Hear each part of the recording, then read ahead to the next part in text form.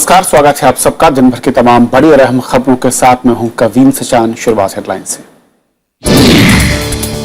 कालेधन की जानकारी से जुड़े समझौते में भारत समेत 6 देश शामिल। अब 60 देश कर सकेंगे सूचना साझा। वित्तीय लेन देन पर होगी नजर। राफेल लड़ाकू विमान को लेकर रक्षा मंत्री के बयान पर कांग्रेस का पलटवार। अभिषेक मनु सिंघवी ने उठाया राष्ट्रीय सुरक्षा का मुद्दा। कहा, वायुसेना की मांग की गई दरकिनार। कश्मीर पर पाकिस्तानी सेना प्रमुख के बयान की चौतरफा निंदा।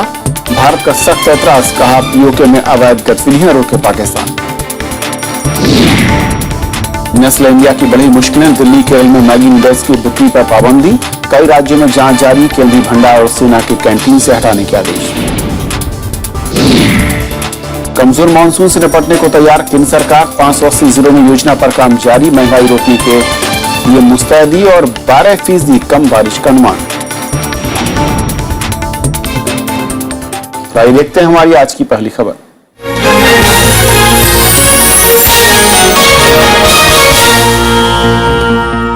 कमजोर मानसून के अनुमान और सूखे की आशंका के बीच केंद्र सरकार हर हालात से निपटने के लिए पूरी तरह तैयार है। कृषि मंत्री राधा मोहन सिंह ने दावा किया कि सरकार कृषि और आर्थिक मोर्चे पर नुकसान कम करने की पूरी कोशिश करेगी। उन्होंने कहा कि महंगाई को रोकने के लिए भी सरकार उपाय कर रही है। कल ही मौसम विभाग ने इस बार सामान्य से 12% कम बारिश का अनुमान जताया था।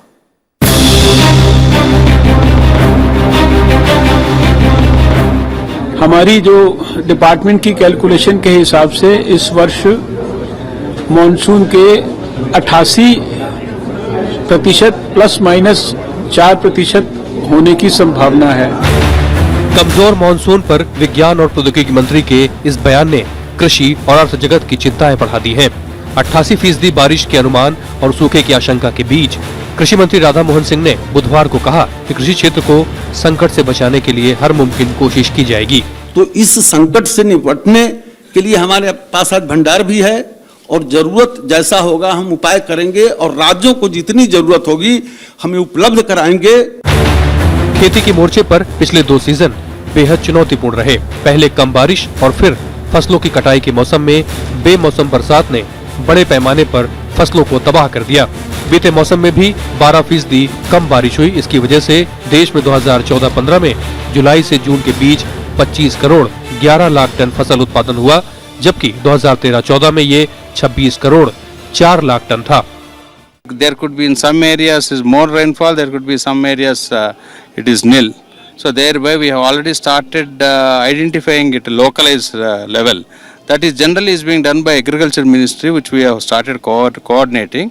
So each state government has to be ready to address that. सूखे की आशंका को देखते हुए केंद्र सरकार राज्य सरकारों के लगातार संपर्क में है। वहीं देश के 580 जिलों में कृषि अनुसंधान केंद्रों को पहले से ही तैयार रहने को कहा गया है। जानकार भी इन तैयारियों को जरूरी मान रहे हैं। कुछ साल पहले जब इंडस्ट्री का घाटा हुआ था, 1-2 साल उन्होंने कहा बहुत घाटा हो रहा है, तो केंद्र सरकार ने 2 लाख करोड़ के आसपास इंडस्ट्री को ऋण दे दिया था। उनको जो है राहत दे रही थी, ऋण नहीं था, वो ग्रांट था। तो ऐसे ही पैकेज अगर किसानों को यहाँ देती है सरकार, ये देखते हुए कि किसान बार बार फसल लगाता है, उगाता है, सरकार की मदद करता है। इस साल मार्च में मौसम विभाग ने 93% बारिश का अनुमान जताया था, लेकिन 88% बारिश के अनुमान से अर्थ जगत भी खासा चिंतित है। जो इंडस्ट्री है वो ज़्यादा माल बेच नहीं पाएगी, स्लो ग्रोथ होगी, जॉब क्रिएट नहीं होंगे, क्योंकि जो इकोनॉमी का जो ग्रोथ आता है वो रूरल एरिया से आता है। मौसम विभाग ने अल नीनो के असर के चलते दिल्ली, एनसीआर, राजस्थान, पश्चिमी उत्तर प्रदेश, हरियाणा में सामान्य से कम बारिश का अनुमान जताया है। कृति मिश्रा और अरविंद कुमार सिंह के साथ ब्यूरो रिपोर्ट, राज्यसभा टीवी। इस मुद्दे पर और बातचीत करेंगे। हमारे साथ हैं राजेश टपरिया साहब, जो कि वरिष्ठ पत्रकार हैं और पूर्व संपादक मन उजाला से हैं। राजेश जी, स्वागत है आपका। जिस तरीके से मौसम विभाग का आकलन मैं कहूँ अब तक है, उसके लिहाज से जो केंद्र सरकार है, जो उसके दावे हैं, किस तरीके से आप देखते हैं उनको? देखिए, स्थिति ज़्यादा संगीन इसलिए हो गई है कि लगातार दूसरी साल सूखा पड़ रहा। लास्ट ईयर भी रहा, इस बार भी है। इस बार ज़्यादा बड़ा होने की आशंका है। इतिहास में ऐसा बहुत कम बार ऐसा हुआ है। ये कंटिन्यूएशन में हुआ? हाँ, कंटिन्यूएशन 66, 65, 66 में हुआ, उसके बाद 86, 87 में हुआ। तो स्थिति बहुत संगीन है। ग्रामीण भारत की हालत पहले से ही बहुत खराब है और इससे अर्थव्यवस्था की जितनी चिंता हो रही है अर्थ जगत को, कॉर्पोरेट जगत को, उससे ज्यादा चिंता ग्रामीण भारत की होना चाहिए सरकार को, क्योंकि वहाँ लाभ और घाटे की समस्या नहीं है, वहाँ जीवन की समस्या है। वहाँ जीवन के ऊपर सवाल खड़ा हुआ और सरकार को जितने व्यापक उन्होंने प्रबंध की बात की है, 580 जिलों में उन्होंने सूचना दी है, तैयारी कर रहे हैं, लेकिन इस गवर्नमेंट का जो इतिहास है 1 साल का, वो संतुष्टि नहीं देता, भरोसा नहीं देता, आशंका इसलिए खड़ी करता है कि सूखे के दिनों में भी यूरिया की जो किल्लत इस देश में देखी गई इस सीजन में, वो अभूतपूर्व थी, ऐसा कभी नहीं हुआ। थानों से यूरिया बटी हो जो मैंने अपने जीवन में नहीं सुना। लेकिन ये एक भरोसा को तोड़ता है। और दूसरा ये भी है कि मोदी जी का जितना संवाद है जो मेरे को समझ में आया, वो ग्रामीण भारत से थोड़ा कमजोर है। ग्रामीण भारत की समस्याओं को लेकर उनकी वो चिंताएं नहीं है जो बाकी चीजों को लेके है, मेक इन इंडिया को लेके है। इसलिए ये साल बहुत चुनौतीपूर्ण है और जो सभी लोगों के भविष्य के लिए बहुत चुनौती। लेकिन जिस तरीके से केंद्र सरकार का दावा है कि अगर मैं कहूं पिछले 3 महीने पहले अगर हम लौटें और जिस तरीके से मौसम की मार पड़ी थी किसानों पर, उन्होंने कहा कि हमने तुरंत कार्रवाई की, राज्यों को अनुदान देने की बात कही, किसानों के लिए जो मैं कहूं कि एक राहत कोष से कुछ पैसों की बात हुई और राज्यों को कहा गया कि आप बताइए कि कितना कितना नुकसान हुआ है, और इसीलिए कह रहे कि हमने पूरी तैयारी कर ली है और जो मानसून कम होने की आशंका है उसके चलते 508 जिलों में स्पेशल फिर मैं कहूं कि प्रोग्राम्स की बात हो रही है, स्पेशल तैयारियों की बात हो रही है। नहीं, स्पेशल तैयारियों की बात हो रही है, राहत देने की बात है। ग्रामीण भारत में सबसे बड़ा संकट क्या है? आय का। 2 साल से वो लगातार बहुत प्रेशर में। इस गवर्नमेंट की दिक्कत ये है कि उन्होंने ग्रामीण आय बढ़ाने के लिए कोई उपाय नहीं किया। सबसे बड़ा मुद्दा तो एमएसपी का ही रहा है, जिसकी वजह से बड़ा असंतोष है और कॉस्ट बढ़ रही है, लागत बढ़ रही है कृषि की। तो जब उनकी आय नहीं होगी तो वो कैसे राहत में आएंगे? आप जो मदद भेजते हैं, सरकार की अपनी सीमाएं हैं, उसका अपना प्रोसीजर है, पहुंचने में देरी लगती है, गलतियां भी होती हैं। अभी हाल ही में जो कश्मीर में हुआ, वहां जो चेक पहुंचे हैं, बाकी उत्तर प्रदेश में भी आपने कई खबरें सुनी होंगी, 50 रुपए, 57 रुपए, 500 पहुंचते हैं, वो तो कुछ भी नहीं है। सबसे बड़ा मुद्दा ये है कि ग्रामीण भारत में और खासतौर से जो खेतीहर मजदूर हैं उनके बारे में सोचना होगा, क्योंकि जब खेती नहीं होगी तो मजदूरों को भी जीविका नहीं मिलेगी बहुत सी जगह।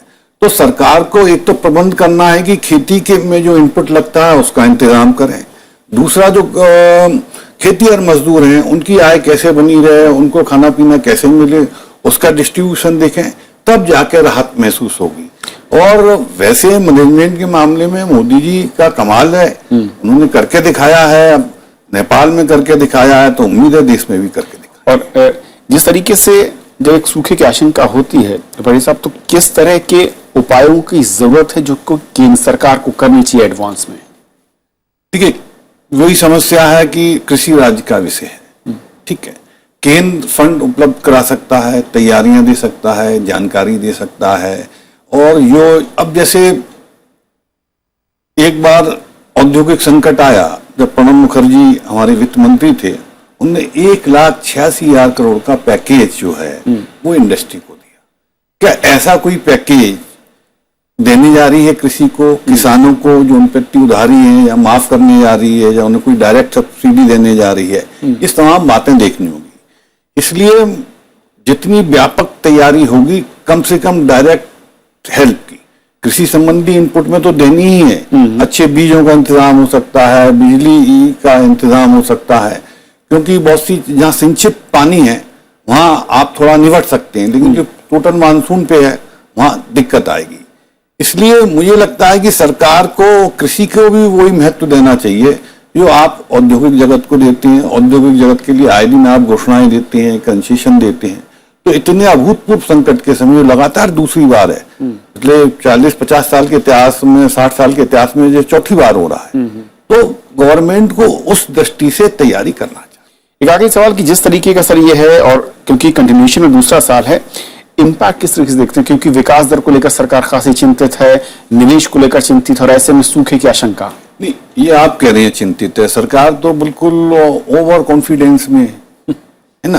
वो जो आंकड़े आ रहे हैं जो सब दर्शा रहे हैं, लेकिन उसके नीचे की जो परत है, वो जो आप बात कर रहे हैं उसी को 30 करती है। जी। यहाँ तो विकास दर में कोई खास इजाफा हुआ है, ना हमारा जो एक्सपेंडिचर है उसमें इजाफा हुआ है, और आय पर वो बना हुआ है। सरकार को सबसे बड़ी जो इंतजाम करनी है, जो अभी देखिए न्यूज आते ही आप देखिए, कुछ दिनों में आप टैक्स रिकॉर्ड देख रहे होंगे, दालें क्यों महंगी हो गई।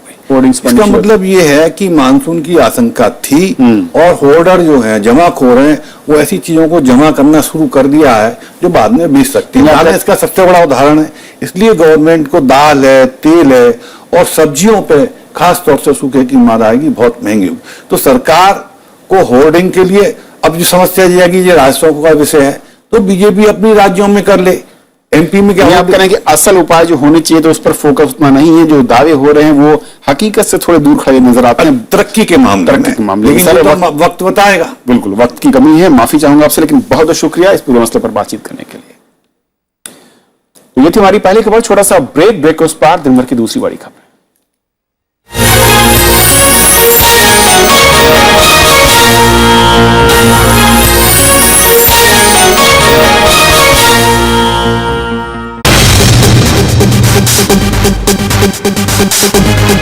भारत की तरह कोरिया भी था उपनिवेश।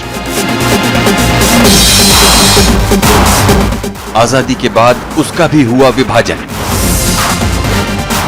उसने भी झेले भीषण युद्ध।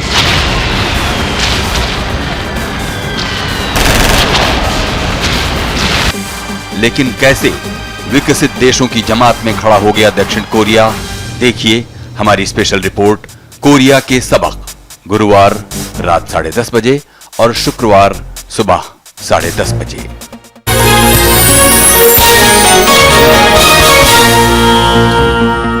काले धन की जानकारी साझा करने के लिए भारत के साथ 5 और देशों ने आज समझौते पर दस्तखत किए हैं।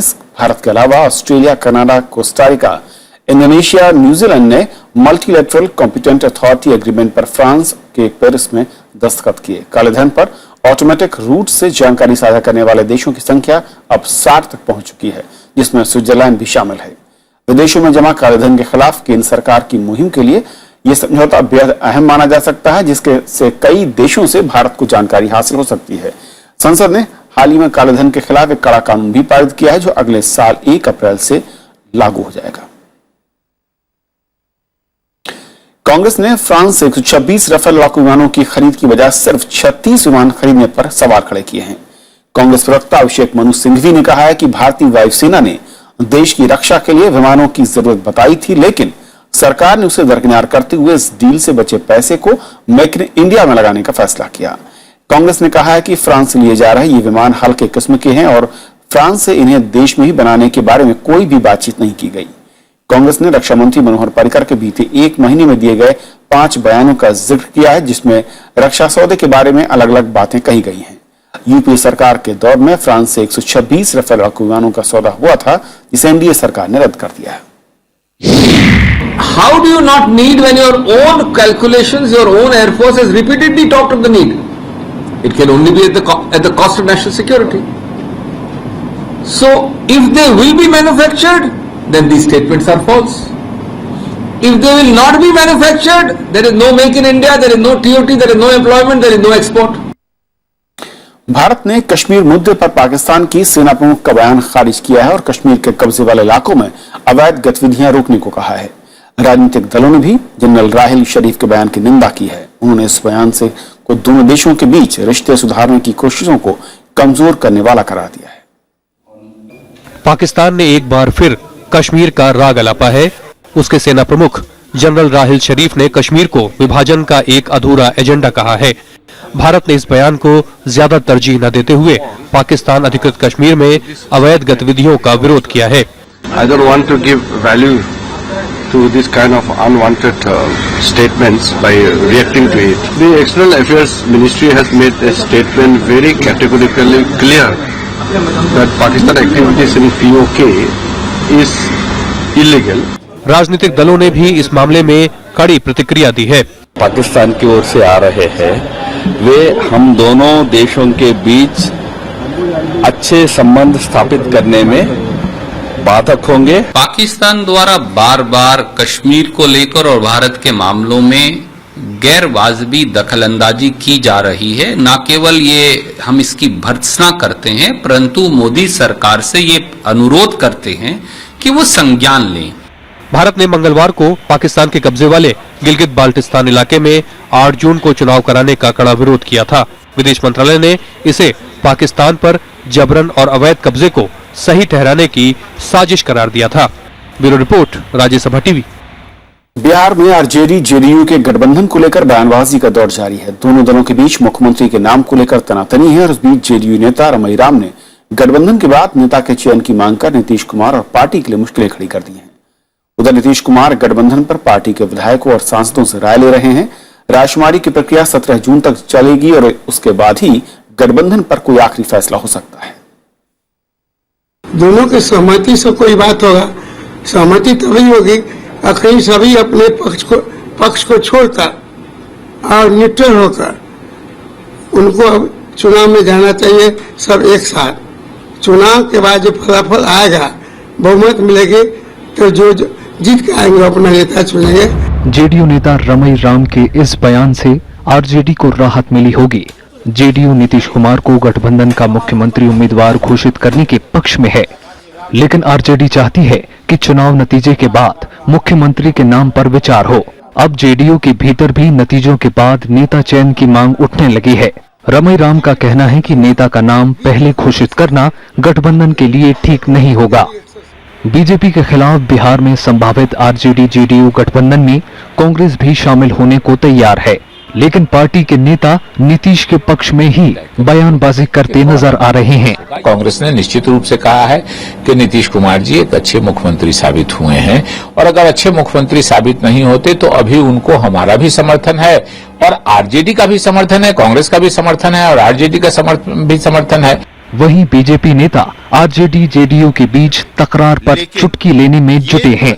जिसकी एंगेजमेंट जिस अलायंस की हुई, बड़ा शोरगुल हुआ, ढोल पीटे गए, उसके बाद अब हम देख रहे हैं सेपरेशन हो रहा है।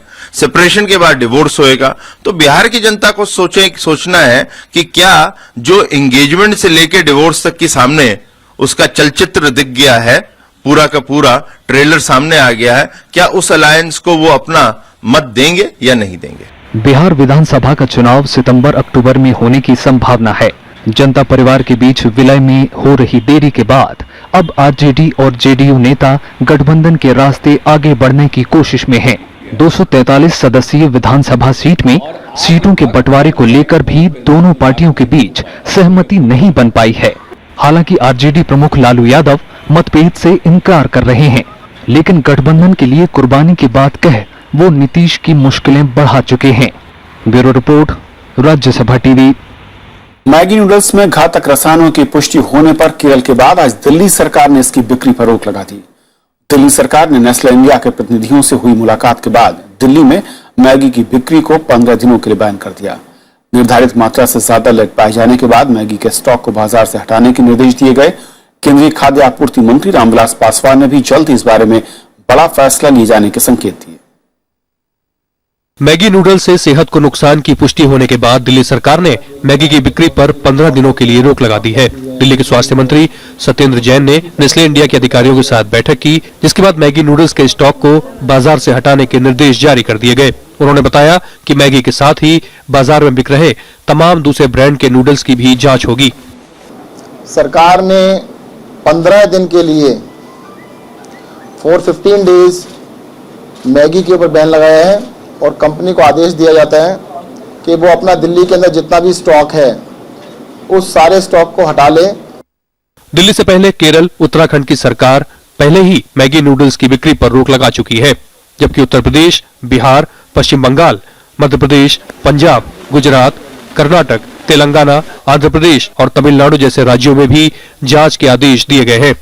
ఇన్స్టిట్యూట్ ఆఫ్ ప్రివెంటివ్ మెడిసిన్ వాళ్ళు 22 శాంపిల్ తీసుకోవడం జరిగింది మ్యాగీ విషయంలో. డిఫరెంట్ డిస్ట్రిక్ట్ నుంచి 22 శాంపిల్ తీసుకొచ్చి నాచారం ల్యాబ్ పంపించడం జరిగింది. गोवा सरकार की जांच में भी मैगी नूडल्स में घातक लेड निर्धारित सीमा से ज्यादा पाया गया। हालांकि उसमें एमएसजी रसायन की पुष्टि नहीं हुई है। केंद्रीय खाद्य आपूर्ति मंत्री रामविलास पासवान ने इसे गंभीर मामला बताया है। मैगी को केंद्रीय भंडार और सीएसडी कैंटीन से भी हटाने के निर्देश दिए गए हैं। कंज्यूमर्स हैं, उनका मामला है और आज ही हमने आदेश दिया है कि इसको जो है NCDRC में जो है तुरंत जो है सो लिखित कंप्लेंट के रूप में जो है भेज दिया जाए और भेज दिया गया है। और अब जो है NCDRC जो है नेशनल कंज्यूमर्स डिस्प्यूट रिड्यूसल कमीशन वो इसका जांच करके और उस पर एक्शन लेगी। पासवान ने कहा कि मैगी नूडल्स की जांच को भेजी गई रिपोर्ट 1-2 दिनों में मिल जाएगी, जिसके बाद आगे की कार्रवाई होगी। सरकार ने इसकी जांच राष्ट्रीय उपभोक्ता विवाद निपटान आयोग यानी NCDRC को सौंप दी है। इस बीच मैगी का विज्ञापन करने की वजह से विवादों में आए फिल्म स्टार अमिताभ बच्चन ने भी अपनी सफाई पेश की है। I have not received any notice. As soon as I will get it, I will put it up to my lawyers and we will fully cooperate with whatever the law says. I want to also add that, I stopped endorsing Maggi 2 years ago. पश्चिम बंगाल विधानसभा में भी ये मामला उठा तो लुधियाना में बच्चों ने ही Maggi noodles के खिलाफ प्रदर्शन किया है। दरअसल पिछले महीने यूपी के बाराबंकी में सबसे पहले मैगी नूडल्स में स्वास्थ्य के लिए घातक मोनोसोडियम ग्लूमेट और लेड होने का पता चला था, जिसके बाद केंद्र सरकार ने FSSAI को जांच के आदेश दिए थे। हालांकि नेस्ले इंडिया का दावा है कि उनकी स्वतंत्र जांच में मैगी को खाने के लिए पूरी तरह सुरक्षित पाया गया है। अनु दीवान के साथ bureau report, Rajya Sabha TV. Jaipur शहर को आज मेट्रो रेल की सौगात मिल गई। राजस्थान के मुख्यमंत्री वसुंधरा राजे ने आज हरी झंडी दिखाकर इसकी शुरुआत की। मेट्रो सुविधा पाने वाला जयपुर देश का छठा शहर है।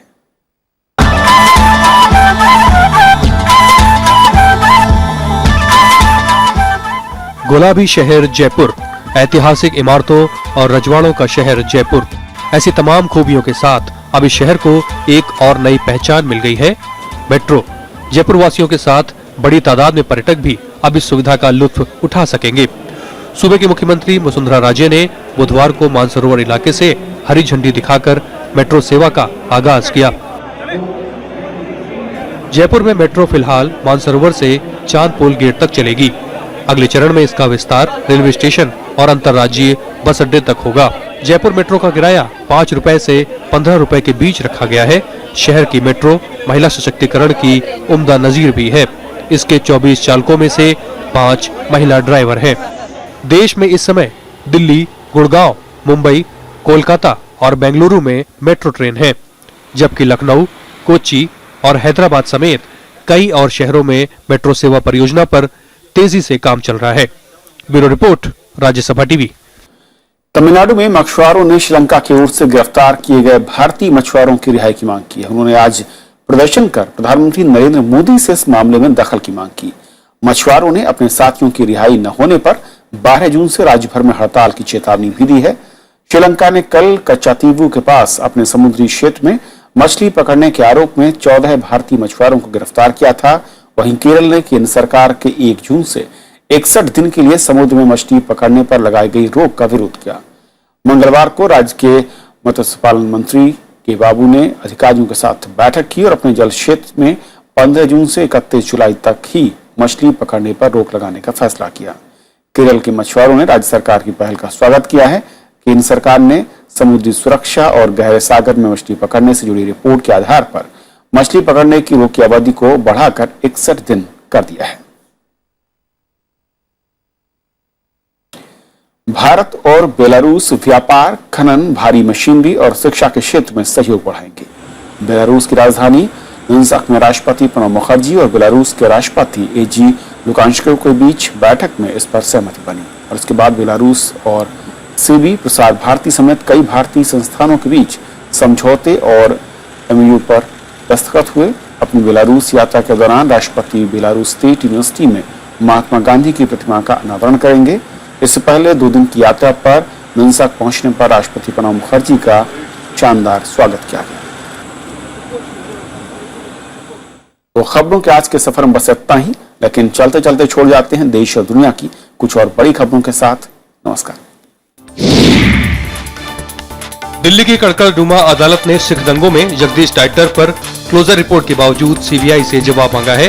टाइटलर पर 1984 के सिख विरोधी दंगे मामले में गवाहों को प्रभावित करने का आरोप है। मामले की अगली सुनवाई 26 जून को होगी। पूर्वोत्तर में चीन से सटी अंतर्राष्ट्रीय सीमा पर सुरक्षा के मद्देनजर ITBP की 42 नई सीमा चौकियां बनेंगी। केंद्रीय गृह राज्य मंत्री किरण रिजिजू ने इसकी जानकारी दी। अरुणाचल प्रदेश में 37 और सिक्किम में 5 सीमा चौकियां बनेंगी। बांग्लादेशी लेखिका तस्लीमा नसरीन ने कहा है कि उन्होंने भारत को स्थायी तौर पर नहीं छोड़ा है और वे सुरक्षित महसूस होने पर वापस लौट आएंगी। चरमपंथियों की ओर से हत्या की धमकी मिलने के बाद वो अमेरिका चली गई हैं। भारतीय प्राणी विज्ञान सर्वेक्षण यानी ZSI ने पिछले साल भारत में प्राणियों की 176 नई प्रजातियों का पता लगाया है। इनमें कीट पतंगों के 93 और मछलियों की 23 नई प्रजातियां शामिल हैं। केंद्रीय पेट्रोलियम और प्राकृतिक गैस मंत्री धर्मेंद्र प्रधान वियना में चल रहे तेल निर्यातक देशों के संगठन ओपेक के सेमिनार को संबोधित करेंगे। ऑस्ट्रिया में चल रहे सम्मेलन में उन्हें विशिष्ट अतिथि के तौर पर बुलाया गया है। इस्लामाबाद की आतंकवाद निरोधी अदालत ने मुंबई हमले की सुनवाई 10 जून तक टाल दी है। इसमें हमले का मास्टरमाइंड ज़कीउर रहमान लखवी भी शामिल है। 10 अप्रैल को जेल से छूटने के बाद लखवी पिछली 6 सुनवाई के दौरान अदालत में पेश नहीं हुआ है। चीन के हुबई प्रांत की यांगतीसी नदी में यात्री जहाज हादसे में मरने वालों की तादाद 26 पहुंच गई है। अभी भी 400 लोग लापता है। जहाज के कैप्टन और मुख्य इंजीनियर को पुलिस ने पूछताछ के लिए गिरफ्तार किया है। सीरिया के अलेप्पो प्रांत में आज की गई बमबारी में 24 लोगों की मौत हो गई। Syrian observatory for human rights के मुताबिक मरने वालों में 8 बच्चे शामिल हैं। सीरियाई सेना ने इन इलाकों में कई दिशाओं से बैरल बम गिराए हैं। अलेप्पो अभी इस्लामिक स्टेट के आतंकियों के कब्जे में है।